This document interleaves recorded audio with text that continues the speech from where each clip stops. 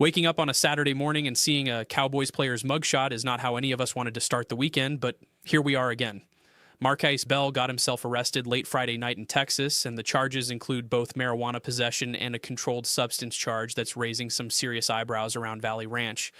Before we dive into what this actually means for Dallas, do me a favor and smash that subscribe button right now, because we're one of the only channels breaking down every Cowboys development the second it happens, and if you want to stay ahead of the news instead of behind it, you need to be subscribed. We're getting crushed on subscriber count, and I need your help to keep bringing you this coverage every single day. So hit that button and let's get into what went down and what happens next. Markeis Bell was arrested Friday night on 2 separate charges, and the details matter here because the internet is already running wild with assumptions. The first charge is marijuana possession, less than 2 ounces, which in Texas is still a misdemeanor, even though half the country has moved on from treating weed like it's a Schedule I crisis. The second charge is the one that's got people talking, a controlled substance charge for less than 1 gram. Now, that sounds terrifying on the surface, right? Controlled substance, felony charge, you immediately think the worst. But here's what nobody is talking about. That controlled substance charge in Texas doesn't just apply to hard drugs like ecstasy or pills. It also applies to things like Delta-9, THC vape pens, or even edibles.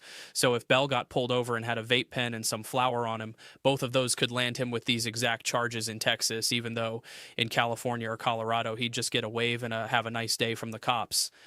We don't know yet what the actual substance was, and that's the key detail we're waiting on, because if it's just cannabis products, this is a legal issue, but not necessarily a character red flag. If it's something harder, that's a completely different conversation, and the Cowboys would have to treat it that way. The Dallas Morning News confirmed Bell spent the night in jail, and as of now, the Cowboys have declined to comment, which is standard operating procedure when something like this breaks. They're not going to rush out a statement until they know all the facts, talk to Bell, talk to their legal team, and figure out what the league's going to do about it. But make no mistake, this is not a good look, especially in mid-April when we haven't even gotten through the draft yet. This is supposed to be the clean part of the offseason, the part where guys are working out, staying focused, and preparing for minicamp. Instead, we've got another arrest, another distraction, and another round of national media clowning the Cowboys for having zero discipline. And the crazy part is, Markeis Bell isn't even a starter. He's a rotational safety who plays a ton of special teams and fills in when needed, so this isn't like losing Micah Parsons or CeeDee Lamb, but it's still a headache the front office didn't need right now. Let's talk about who Markeis Bell actually is on the field, because if you're a casual fan, you might not even remember his name. Bell had his best season back in 2023 under Dan Quinn when the Cowboys were so banged up at linebacker that they just threw him in there and said, figure it out. And you know what? He actually did. He posted 94 tackles, 3 tackles for loss, 4 pass breakups, a couple of forced fumbles, and honestly looked like one of the better linebackers on the roster that year. You know, it felt like he came out of nowhere and gave Dallas a legitimate option in the second level when everyone else was hurt or underperforming. Then 2024 happened. New defensive coordinator Zim came in, and Bell just kind of disappeared. He fell out of favor, didn't fit the scheme as well, and his snaps dropped off a cliff. This past season in 2025, he played more again, but it was mostly on special teams and as a backup safety. He finished with 41 tackles, 1 tackle for loss, and 3 pass breakups. Solid depth piece. Good special teamer, not someone you're game planning around. The question coming into this offseason was whether he even had a role in Joe Witt's defense or if the new defensive coordinator would want his own guys. Here's where it gets interesting from a roster and contract standpoint. Bell signed a 3-year deal worth around $9 million, and a lot of people thought it was closer to $12 million when it first got reported because of incentives. But the base deal is $9 million over 3 years. Not a massive contract, but not minimum salary either. The important part is this: his 2026 money is already guaranteed. We're talking about $500,000 in roster bonuses and $1.5 million in base salary that's locked in unless something voids those guarantees. And that's where this arrest could actually matter beyond just the embarrassment. If Bell gets suspended by the league, that suspension could void the future guarantees in his contract, which would give the Cowboys an out if they want to move on from him without taking a big cap hit. Right now, cutting him wouldn't save much money. You'd basically break even in a post-June 1st release.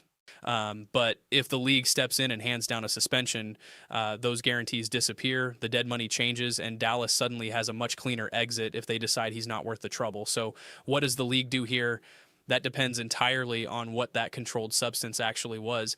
If it's just weed and THC products, Bell's probably looking at a fine and maybe a 1 or 2 game suspension under the substance abuse policy, assuming he's not a repeat offender.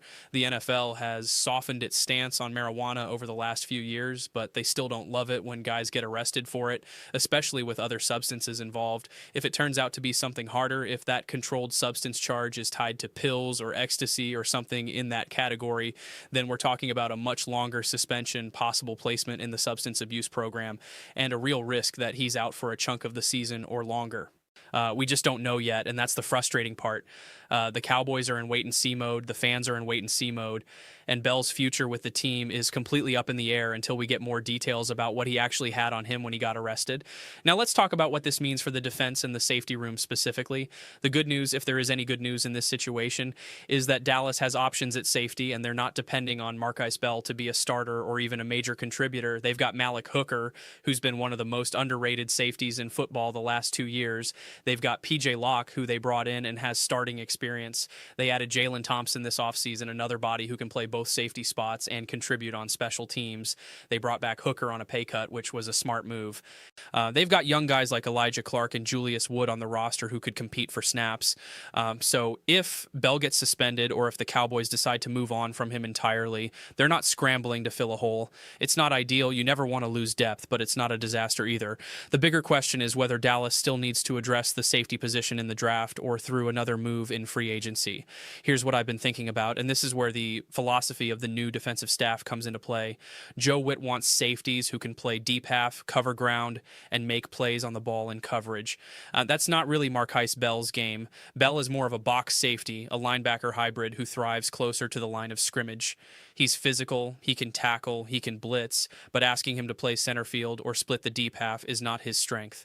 So even before this arrest, I was wondering if Bell was going to have a real role in this defense or if he was just going to be a special teams guy who dresses on Sundays.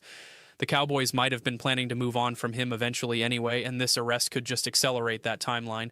Or maybe they were going to try him at linebacker again, bulk him up a little, and see if he could recreate that 2023 magic when he was playing his best football.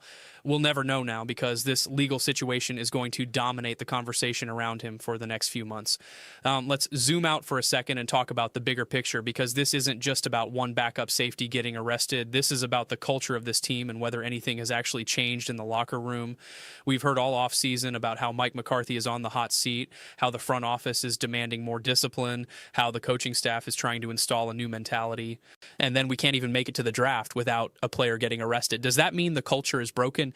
Not necessarily. Every team in the league deals with player arrests. It's an unfortunate reality of having 90 guys on your roster during the offseason. Some of them are going to make bad decisions, but when it's the Cowboys, it gets amplified. When it's America's team, it's national news, and when you're coming off a disappointing season where you miss the playoffs and the fan base is already frustrated, every little thing feels like a bigger deal than it actually is. So yeah, this sucks, and yeah, it's embarrassing, but it's not a sign that the entire organization is falling apart. It's one guy making a bad decision, and the Cowboys will handle it and move on. But here's what I want to know, and this is where you come in. Do you think the Cowboys should cut Markeis Bell regardless of what the substance was, or do you give him a chance to fight through this and earn his spot back? Is this a zero-tolerance situation where you just move on and send a message to the locker room that this kind of thing won't be accepted, or do you wait for all the facts and treat it case by case? I'm genuinely curious what the fan base thinks because there's no right answer here. Some of you are going to say cut him immediately.